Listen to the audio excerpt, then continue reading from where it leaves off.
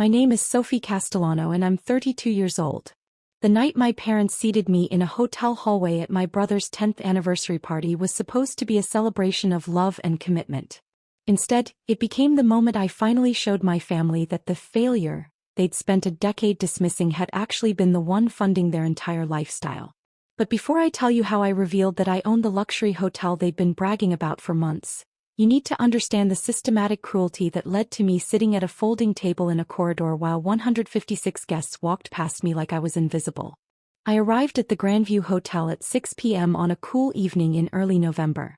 The hotel was spectacular, a restored historic property perched on a hillside with panoramic views of the city, marble floors, crystal chandeliers, and the kind of old-world elegance that attracted celebrities and politicians. I'd purchased it 6 months ago for $2.3 million, part of a portfolio of properties I'd been quietly acquiring for the past 5 years. What made tonight special wasn't just the beauty of the venue. It was that my brother Daniel had been bragging for 6 months about hosting his anniversary party at the most exclusive hotel in the city, completely unaware that his disappointing little sister owned every square foot of it. I pulled up to the entrance in my practical Toyota Camry, watching as valets rushed to open doors for Mercedes, BMWs and Teslas. A young valet approached my car with a professional smile that faltered slightly when he saw my modest vehicle among the luxury cars. "Welcome to the Grandview," he said. "Are you here for the Castellano anniversary celebration?" "Yes. I'm Daniel's sister, Sophie."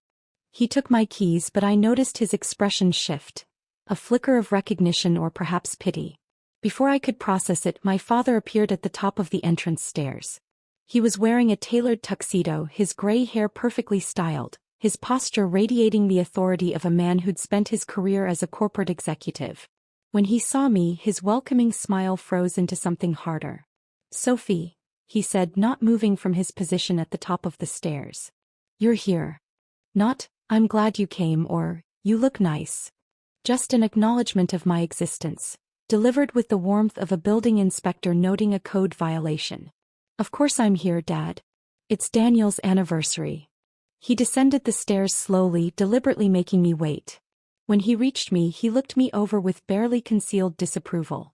I was wearing a simple black dress, elegant, appropriate, but not designer.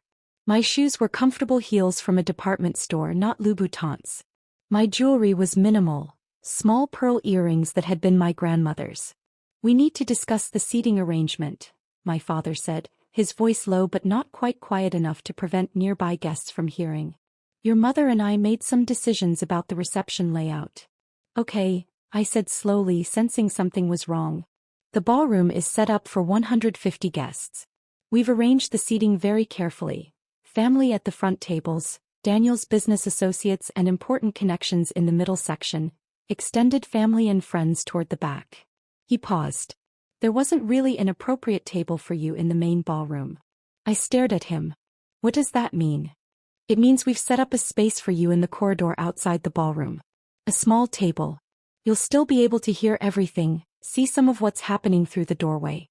But we felt it was best to keep the main ballroom for people who are more centrally involved in Daniel's life." The words hit me like a physical blow. "You're seating me in the hallway? Outside the ballroom? It's a lovely spot actually. Very elegant corridor. You'll be quite comfortable." He gestured toward a hotel staff member carrying a folding table. "We've arranged everything. Please don't make a scene about this, Sophie. Daniel and Christina worked very hard to make tonight perfect." Before I could respond, my mother appeared in the doorway wearing a burgundy gown that probably cost more than my monthly rent, or at least more than the rent she thought I paid. She saw me and immediately walked over, her heels clicking on the marble floor with the precision of someone who knew she commanded attention. "Sophie, darling," she said, though her tone held no warmth. "Your father explained the seating situation?" "He said I'm sitting in the hallway." "In the corridor, yes. It's actually quite a thoughtful solution. The ballroom is really for immediate family and Daniel's professional network. You understand." She glanced at my dress with barely concealed disappointment. "Did you not think to wear something more formal? This is a significant event." "This is formal," I said quietly. "It's adequate, I suppose.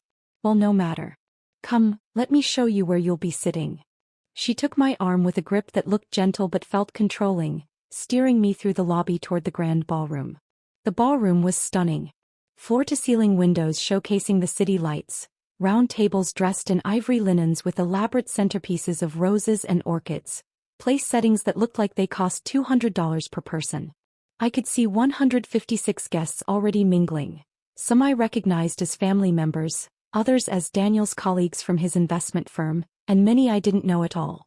My mother walked me past the ballroom entrance, down the elegant corridor that connected to the private dining rooms, and stopped at a small folding table that had been set up against the wall. It was the kind of table you'd use for overflow seating at a casual event, not a formal anniversary celebration. A single place setting sat on top, a plate, silverware, a water glass. A single folding chair. No centerpiece, no linens beyond a simple white cloth, no table number card. "Here we are," my mother said brightly. "You'll be able to hear all the speeches from here and you have a partial view through the doorway. Really, it's quite nice." I looked at the folding table, then at the ballroom entrance about 15 feet away, then back at my mother. "Why are you doing this?" "Doing what, dear?" "We're accommodating you at a very full event. Daniel and Christina have 150 guests in that ballroom. Every table is full with people who matter to their lives. We simply didn't have room at the main tables. I'm his sister." "Yes, and you're welcome to attend the celebration. Just from here." She adjusted her shawl. "Now I need to get back to greeting guests. The cocktail hour is starting and your father and I are hosting the welcome remarks. Dinner will be served around 7:30. I'm sure someone will bring you a plate." She walked away before I could respond, her heels clicking back toward the ballroom, leaving me standing alone next to a folding table in a hotel corridor. Guests began arriving in larger numbers. They walked past me on their way to the ballroom, many glancing at the folding table with confusion or curiosity. Some recognized me and looked uncomfortable, unsure whether to acknowledge me or pretend they hadn't seen me. Others simply walked past, their attention focused on the celebration ahead. Then my father's voice echoed from the ballroom, amplified by a microphone. "Good evening, everyone. Welcome to this very special celebration of Daniel and Christina's 10 years of marriage. We're so thrilled to have you all here at the Grandview Hotel, truly one of the most magnificent venues in the city." Applause. Laughter. The sound of glasses clinking. "Before we begin the evening's festivities," my father continued, "I want to acknowledge everyone who made this evening possible. To my wife Margaret for her impeccable planning. To Daniel and Christina for building such a remarkable life together. And to all of you, our family, our friends, our colleagues, for being the important people in our lives who truly matter." He paused and I could hear people murmuring in agreement. "Now, some of you may have noticed a small table in the corridor outside this ballroom. That's where we've seated my daughter Sophie. She wanted to attend tonight's celebration and we wanted to accommodate her, but frankly, the real seats in this ballroom are for important people. People who have achieved something meaningful. People who contribute to Daniel's success and social network. Sophie is, well, she's family technically, but she hasn't exactly achieved the kind of success that warrants a place at the main tables." The silence that followed was suffocating. I stood frozen next to my folding table, unable to see my father's face but hearing his words carry through the corridor with perfect clarity.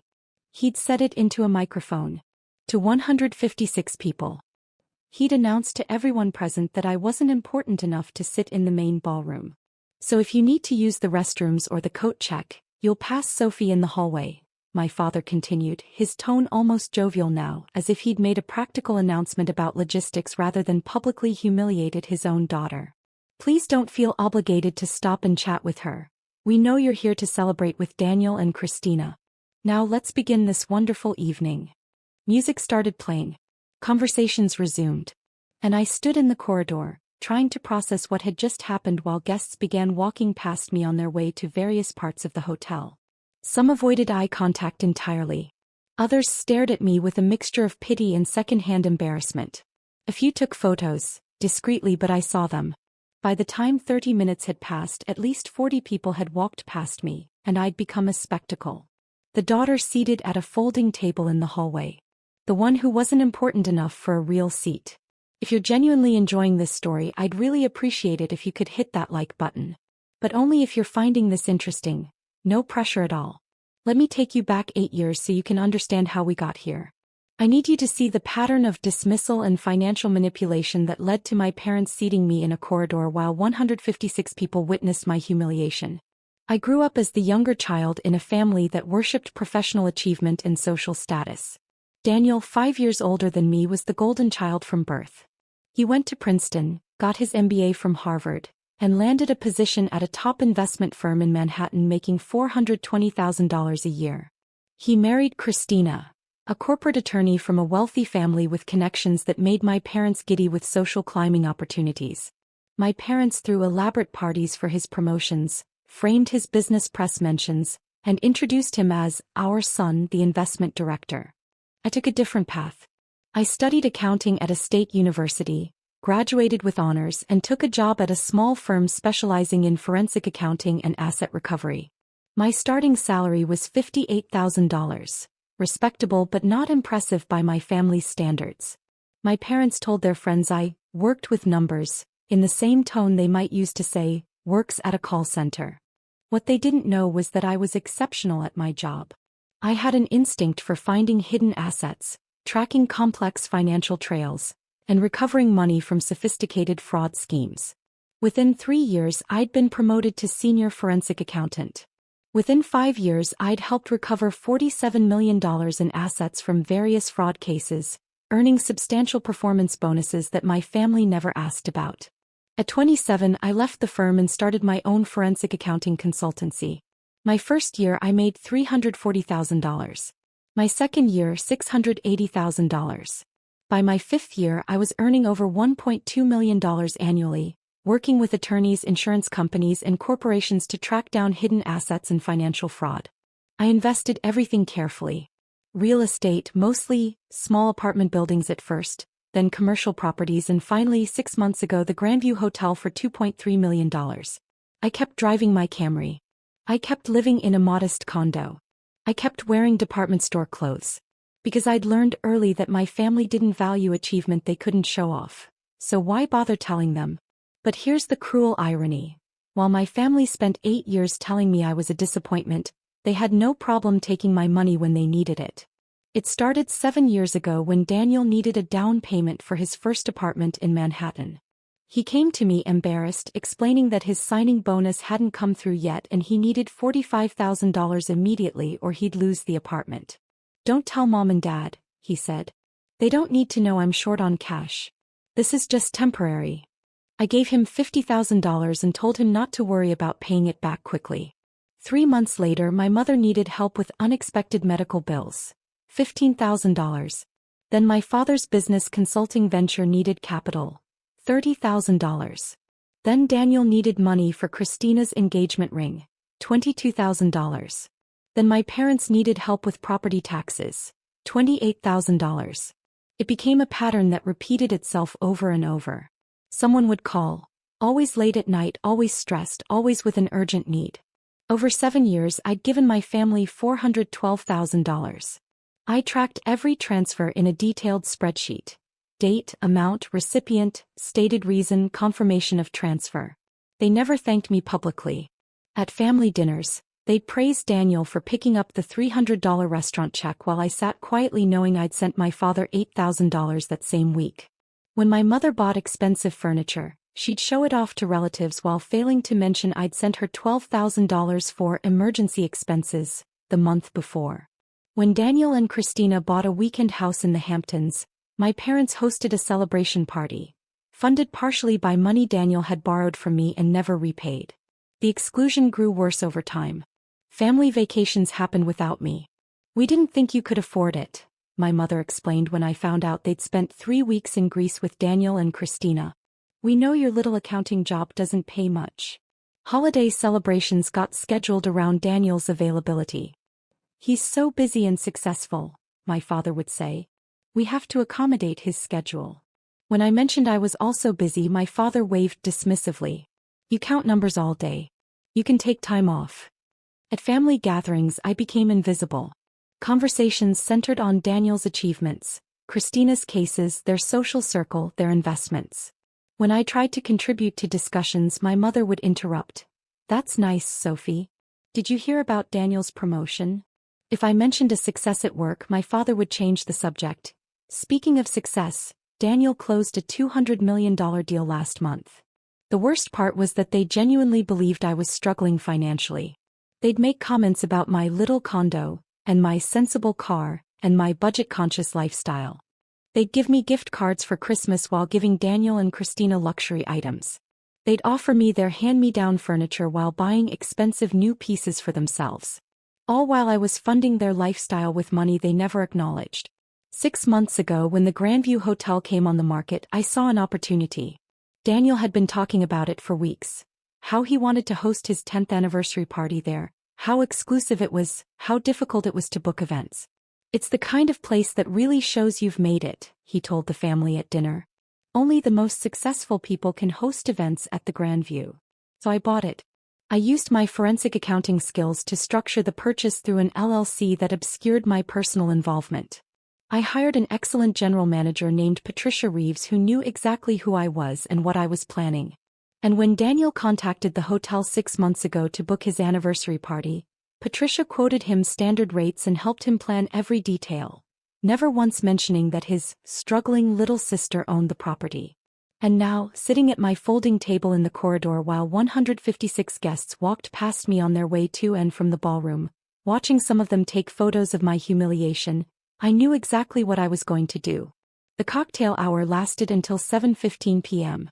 I sat at my folding table alone while guests moved in and out of the ballroom. Some relatives I hadn't seen in years walked past me without saying hello, clearly uncomfortable. Others I didn't recognize at all. Daniel's business connections, people from Christina's firm. A few stopped to make awkward small talk.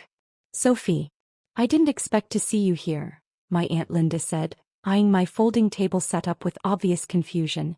"Where else would I be? It's my brother's anniversary." She glanced toward the ballroom, then back at me. "Yes, but out here? Don't you have a seat inside? Apparently the real seats are for important people." Her face flushed with embarrassment. Not for herself but for me. She touched my shoulder in a gesture that felt more like condolence than comfort. "I'm sorry, honey. This is something." Then she hurried into the ballroom, clearly not wanting to be associated with my humiliation. At 7:30 p.m. dinner service began. I could hear the sounds of plates clinking, conversation rising and falling, laughter echoing from the ballroom. The smells of the meal drifted into the corridor. Herb-crusted salmon, roasted vegetables, some kind of rich sauce. My stomach growled. I'd skipped lunch expecting to eat at the party. A server appeared with a single plate. She was young, probably in her early 20s, and she looked genuinely distressed as she approached my folding table. "Miss Castellano, I have your dinner. I'm so sorry about this setup. She glanced around as if checking for eavesdroppers. "This is not how we normally handle guests." "I know," I said quietly. "It's not your fault." She set down the plate, the same meal being served in the ballroom. Salmon, vegetables, wild rice, a small salad.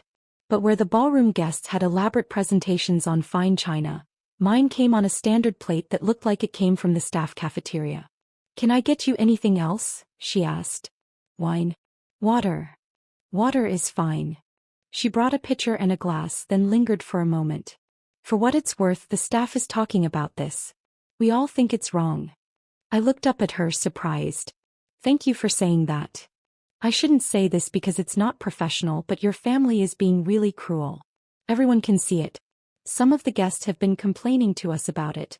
They're embarrassed to be part of this event." She lowered her voice. "If you need anything at all, just ask for me. My name is Rachel." She walked away before I could respond, leaving me alone with my single plate at my folding table in the corridor, feeling slightly less invisible because one person had acknowledged that this was wrong. I ate slowly, listening to the sounds of celebration from the ballroom. At 8 p.m. the speeches began. I could hear my father's voice again, praising Daniel and Christina. Then my mother, getting emotional about how proud she was of her successful son and his accomplished wife. Then Daniel himself, thanking everyone for coming, talking about the journey of the past 10 years, expressing gratitude for his family's support. He never mentioned me. Not once. In his entire speech about family and support and gratitude, my name never came up. At 8:45 p.m., Dessert was served in the ballroom. No one brought me anything. I sat at my folding table watching guests walk past me again, many of them holding plates of what looked like an elaborate chocolate dessert with raspberry sauce and gold leaf garnish. At 9 p.m. dancing began. The DJ played upbeat music and I could see through the doorway as couples filled the dance floor. My parents danced together looking elegant and proud. Daniel and Christina had their anniversary dance, surrounded by cheering guests. The celebration continued without me, as if I weren't sitting just 15 feet away in the corridor. At 9:15 p.m. I stood up, smoothed my simple black dress, and walked down the corridor toward the hotel's administrative offices. Several guests saw me leaving but no one asked where I was going. Why would they? I wasn't important enough to track. Patricia Reeves was waiting in her office, exactly as I'd asked her to be. She stood up when I entered, her expression professional but sympathetic. "Miss Castellano. Is it time?" "It's time," I said. She handed me a tablet displaying security camera footage from the evening. Guests walking past my folding table, some taking photos, others whispering to each other. She also handed me a printed transcript of my father's announcement at the beginning of the evening, prepared by one of the staff members who'd been in the ballroom. "Everything is prepared as you requested," Patricia said.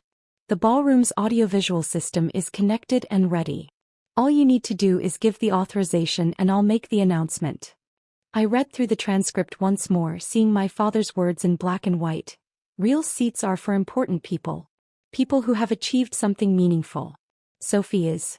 Well, she's family technically, but she hasn't exactly achieved the kind of success that warrants a place at the main tables." I signed the authorization form. "Sophie Castellano, owner, Grandview Hotel Holdings LLC. Let them finish their dessert," I said. "Then make the announcement during the thank you speech. I want everyone there."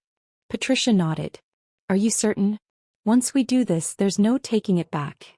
"I've never been more certain about anything in my life."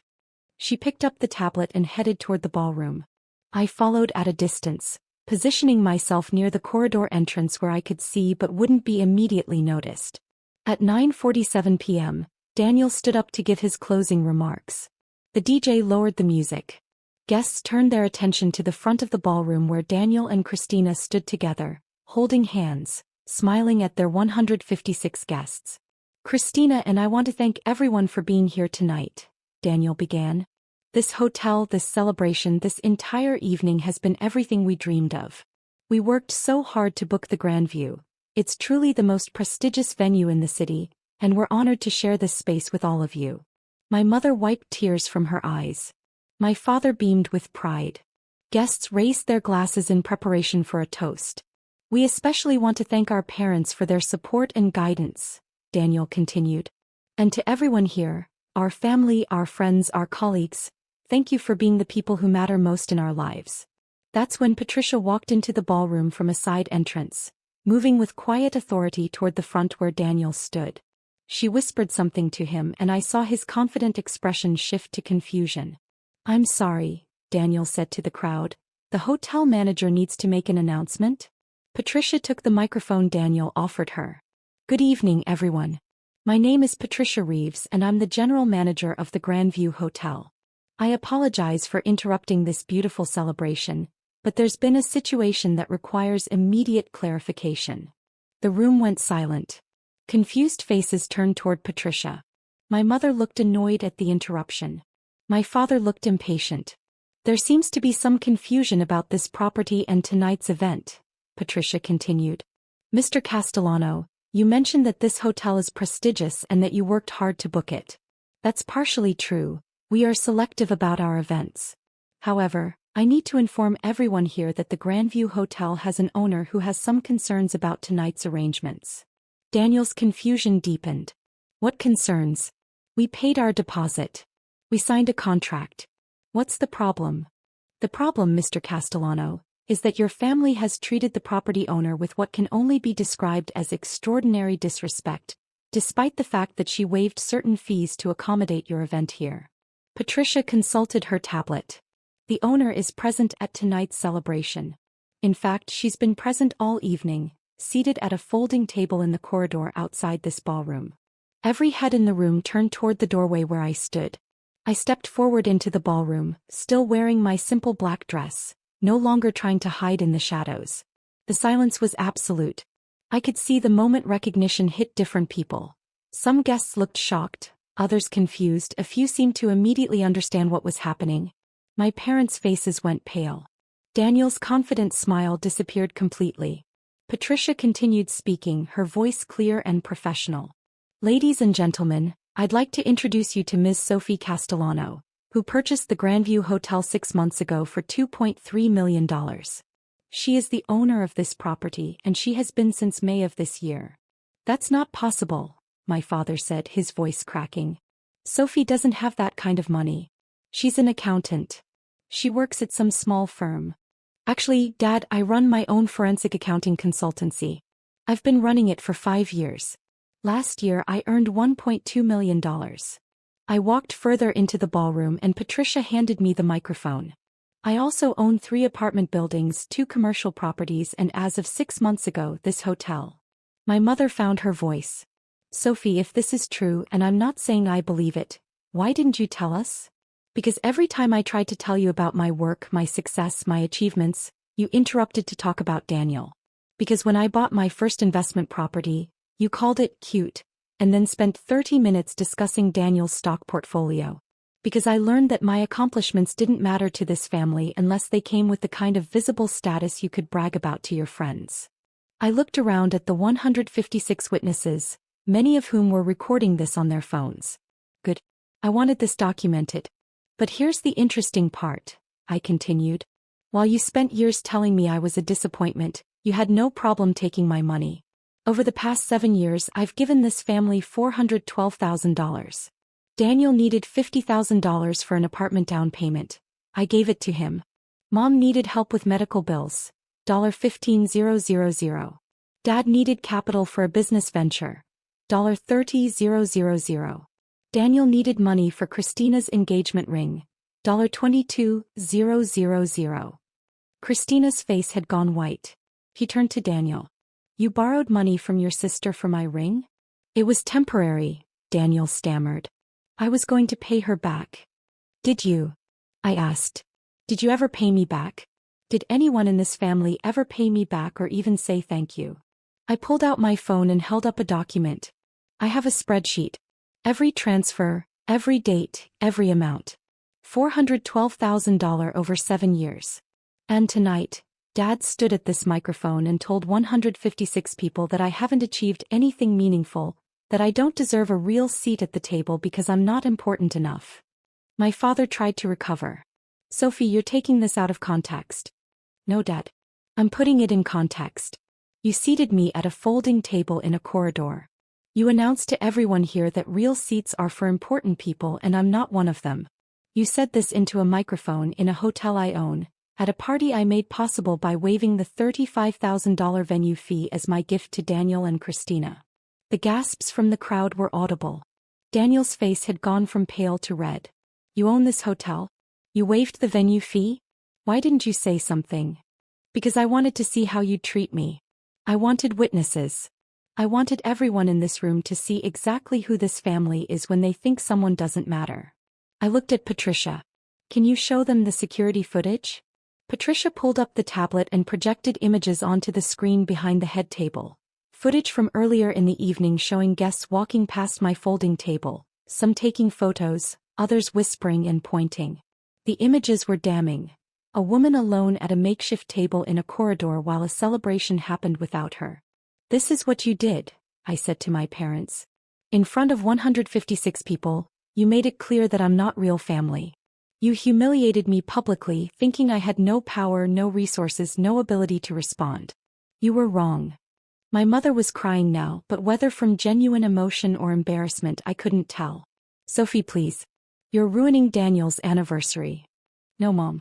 You ruined it when you decided to treat me like I was invisible. When you seated me in a hallway. When Dad announced that I wasn't important enough for a real seat. I turned to address the entire room. To everyone here, I want to be clear that I hold nothing against you. You're guests at what should have been a celebration. But I need you to understand what you witnessed tonight. You walked past me in that corridor. Some of you took photos. All of you heard my father announce that I wasn't important enough to sit with you. I wanted you to see that, to remember it, because I needed witnesses to understand who this family really is. An older woman I didn't recognize stood up from one of the middle tables. I've been uncomfortable all evening, she said. I'm a colleague of Daniel's, and when I arrived and saw that set up in the corridor, I thought it was for hotel staff or vendors. When I realized it was for his sister, I almost left. This is cruel. This is wrong. Another person spoke up, a man from the back. I took a photo of that folding table earlier because I couldn't believe what I was seeing. I thought there must be some explanation. Now I know the explanation is just that your family is awful. More voices joined in, some supporting me, others defending my parents, many just expressing shock at what was unfolding. The carefully orchestrated celebration had devolved into chaos. Daniel tried to regain control. Everyone please. Let's calm down. Sophie, if you want to discuss family issues we can do that privately, but you can't just... I can't just what, Daniel? Exercise my property rights? Make an announcement at an event in my hotel? Tell the truth about how you've treated me. I looked at Patricia. Please inform my family that after tonight, they're not welcome to book events at this property. They can finish this celebration, I paid for it after all, but they won't be coming back. You can't ban us from a hotel, my father shouted. We'll sue. You'll do nothing, Dad. Because I have documentation of everything. Every dollar I gave you. Every dismissive comment. Security footage of tonight's seating arrangement. A recording of your announcement that I'm not important enough for a real seat. I looked around the room one final time. To everyone here, please enjoy the rest of the evening. The bar is still open, the music will continue, and I hope you have a wonderful time despite the drama. But understand that you witnessed something tonight. A family publicly humiliating someone they assumed was powerless, only to discover she owned the ground they were standing on. I handed the microphone back to Patricia and walked out of the ballroom, through the corridor where my folding table still sat as evidence of their cruelty, and out into the cool night air. Drop a comment and let me know where you're watching from. I love hearing from people who've dealt with difficult family dynamics. Behind me, I could hear voices rising in the ballroom. Arguments, exclamations, the sound of a celebration completely derailed. I got in my Camry and drove home feeling lighter than I had in years. My phone started ringing at 10:23 p.m. Daniel called first, then my father, then my mother, then Daniel again. By midnight, they'd called 67 times. The voicemails were a mix of anger, denial, and desperate attempts at damage control. Daniel, you humiliated us. You ruined my anniversary. How could you do this? My father, this is unacceptable behavior, Sophie. We need to talk about your outburst. My mother, please call us back. We can explain everything. You're taking this all wrong. I blocked all their numbers at 12:15 a.m. and went to bed. The next morning, I woke to 94 missed calls from various family members and friends of the family. I blocked most of them, but I did read a few text messages. From my Aunt Linda. Sophie, I'm so sorry. I should have said something years ago about how they treated you. What they did last night was unforgivable. From 3 of Daniel's colleagues. Messages expressing shock, apologies for not speaking up, and in one case an offer to meet for coffee because, I'd like to hear your side of things. I suspect there's a lot more to this story. From Christina, Daniel's wife. I didn't know. About the money you gave him, about how they treated you. I'm filing for separation. I can't be married to someone who would treat family this way and lie to me about it. That last message surprised me. I didn't respond immediately, but I saved it. 2 weeks after the anniversary party, I received a letter from an attorney representing my parents and Daniel. They were demanding I return the $412,000 they claimed they'd given me in good faith, and that I'd misappropriated. The letter also threatened to sue me for intentional infliction of emotional distress for my public attack at the anniversary party. I forwarded everything to my attorney along with my spreadsheet of transfers, bank records showing every transaction, text messages and emails requesting money, and security footage from the anniversary party. My attorney's response was swift and comprehensive. A cease and desist letter that included documentation of every transfer I'd made, proof that all funds were gifts, many of which had written messages from my family thanking me and promising to pay me back someday, and a counter-threat to sue for defamation if they continued making false claims about the nature of the financial transactions. I also included screenshots of my father's public announcement that I wasn't important enough for a real seat, along with testimony from hotel staff about the seating arrangement. My attorney made it clear that if they pursued legal action, we would file counterclaims for emotional distress, public humiliation, and financial exploitation. I never heard from their attorney again. 3 months after the anniversary party, I ran into Christina at a coffee shop downtown. She was alone, looking tired but somehow more at peace than I'd ever seen her at family events. "Sophie," she said when she saw me, "can I talk to you for a moment?" I gestured to the empty chair across from me. "Of course." She sat down with her coffee, took a breath, and said, "I owe you an enormous apology. I was there when they seated you in that corridor. I saw the folding table. I heard your father's announcement. And I said nothing. I let it happen. You're not responsible for their behavior. Maybe not, but I'm responsible for mine. I should have said something. I should have offered you my seat or walked out in protest, or at minimum acknowledged that what was happening was wrong." She looked down at her coffee. "I've been thinking about that night a lot. About what kind of person I've become by staying silent while watching someone be treated that way." "You're getting divorced," I said. It wasn't a question. "Filed the papers last month. It's been final for 2 weeks." She took a sip of her coffee. "That night when I found out Daniel had borrowed money from you for my engagement ring, that he'd taken $22,000 from his sister and then let his parents seat her in a hallway, I realized I didn't know who I'd married. Or maybe I'd always known and just didn't want to acknowledge it. I'm sorry your marriage ended. I'm not. I'm sorry it took me 10 years and a public disaster to realize I'd married into a family that treats people as disposable if they can't provide status or money." She pulled an envelope from her purse. "This is for you. It's not everything Daniel owes you, but it's $22,000, what he borrowed for my ring. I'm selling the ring and using the money to pay you back." "Christina, you don't have to." "Yes, I do. That ring represents money taken from you under false pretenses. I can't wear it knowing that." She pushed the envelope across the table. "Take it, please. Let me do this one thing right." I took the envelope and we sat together for another hour talking about families and patterns and the courage it takes to walk away from people who will never see your worth. It's been 10 months since my brother's anniversary party. The Grandview Hotel has become even more successful.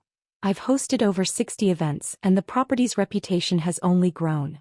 The business generates substantial revenue, and I've been able to hire a full staff to manage operations while I continue running my forensic accounting consultancy. My parents lost their house 7 months ago. Without my monthly financial support, which had been funding approximately 40% of their lifestyle expenses, they couldn't maintain their mortgage payments or property taxes. They sold the house and moved into a rental condo in a less expensive neighborhood. I heard through my Aunt Linda that they tried to take out loans using Daniel's income as collateral, but Daniel, facing his own financial pressures from his divorce, refused. Daniel and Christina's divorce was finalized 5 months ago. Christina got the weekend house in the Hamptons, and Daniel had to liquidate several investments to cover the settlement. His social status took a hit. Apparently, many of the guests from the anniversary party have distanced themselves from him after witnessing what happened. One of his colleagues told me that Daniel's reputation in his professional circle has never quite recovered from that night at the Grandview. My parents have tried to reach out 3 times through intermediaries. My Aunt Linda, a family friend, and once through a minister from a church my mother started attending. Each time the message is the same. They've reflected on their mistakes and want to rebuild our relationship. I haven't responded to any of these attempts, because rebuilding would require them to actually understand what they did wrong, not just regret getting caught. It would require them to acknowledge years of dismissal, cruelty, and financial exploitation. And from everything I've heard, they're still telling people that I overreacted and made a scene at Daniel's anniversary. They still don't understand that the scene was theirs, not mine. They created it when they seated me at a folding table in a corridor. I just made sure everyone saw it clearly. I have a new family now, one I've built from choice rather than obligation. My Aunt Linda and I have dinner every week. Christina and I meet for coffee monthly and she's become a genuine friend. I've gotten deeply involved in mentoring programs for young women in forensic accounting and financial independence. These relationships are based on mutual respect and authentic connection, something I never had with my biological family. Last month, I was having dinner with my Aunt Linda when she mentioned that my parents' financial situation has become quite dire. They're struggling to afford their rent, my father's health issues are expensive, and Daniel can't help them because he's managing his own post-divorce financial challenges. They're hoping you'll reach out, my Aunt Linda said carefully. They think if they wait long enough, you'll forgive them and start sending money again. They're waiting for the wrong thing, I told her. I'm not their emergency fund anymore. I'm not their invisible daughter who exists to subsidize their lifestyle while they publicly dismiss me. I'm done being that person. I don't blame you, she said. But I think they genuinely believe that eventually you'll come back because that's what family does. Family treats each other with respect. Family doesn't seat you in a hallway and announce to 156 people that you're not important enough for a real seat. Family doesn't take $412,000 over 7 years and never say thank you. What they had with me wasn't family. It was financial exploitation combined with public humiliation. She nodded slowly. You're right. And for what it's worth, I'm proud of you for recognizing that and walking away. 2 weeks ago, I was at the Grandview Hotel reviewing plans for an upcoming charity gala when I noticed a couple being shown the ballroom for a potential anniversary party. The woman looked around in wonder. This is perfect, she said to her husband. It feels like a place that really celebrates love and family. I almost laughed at the irony. This ballroom, where my family had seated me in a corridor and told 156 people I wasn't important enough, had become a symbol of celebration for other people. But maybe that's exactly what it should be. Maybe the best response to being excluded from one family's celebration is to create a space where other people can celebrate properly, with dignity and respect for everyone present. The folding table is gone now. I had it removed the day after the anniversary party. The corridor outside the ballroom is now beautifully decorated with comfortable seating areas and elegant side tables. A space where guests can gather and converse, where everyone is welcome and no one is marked as less important. But I kept a photo of how it looked that night. A single folding table against the wall, a lonely place setting, the physical manifestation of my family's cruelty. I have it framed in my office as a reminder. Not a reminder of pain, but of the moment I stopped waiting for people to see my worth and instead showed them that I'd never needed their validation in the first place. I'm Sophie Castellano. I'm 32 years old. I own a luxury hotel, run a successful forensic accounting consultancy, have investments worth over $6 million, and I'm surrounded by people who actually respect me. My family seated me at a folding table in a corridor and told 156 people I wasn't important enough for a real seat. 4 hours later, they learned I'd purchased their exclusive venue for $2.3 million 6 months earlier.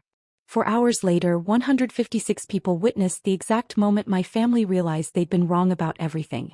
And I've never been happier in my entire life.